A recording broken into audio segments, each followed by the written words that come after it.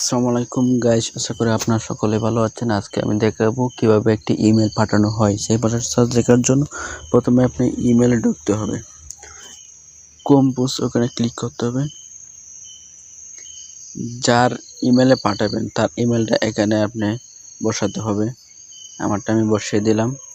তারপর পরবর্তীতে আপনি নিচে আছে সাবজেক্টটা কোন বিষয় নিয়ে পাঠাতে চান, ওই বিষয়ে আপনি কোন বিষয়ে পাঠাতে চান সেই বিষয়টা এখানে লিখে দিবেন সাবজেক্টের জায়গায়।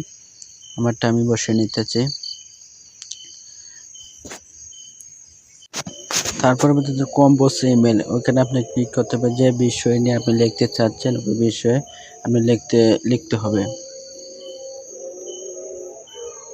আমি সেটি কপি করে রেখেছিলাম, আগে লিখে রেখেছিলাম।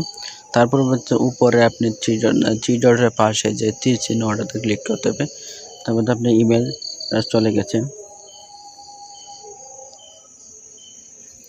সেটি কিভাবে দেখতে পারবেন যে ওটা কি আপনি ওইখানে জায়গায় গেছে নাকি যার কাছে আপনি ইমেল করছেন, সেটা দেখার জন্য উপরে থ্রি ডট ক্লিক করতে হবে। তারপরে আপনি নিজে স্ক্রল করেন, সেন্টারে ক্লিক করতে হবে। অবশ্যই তার কাছে গেছে, দেখেন ওর এখানে লেখা আছে। তো আজকে এই পর্যন্ত।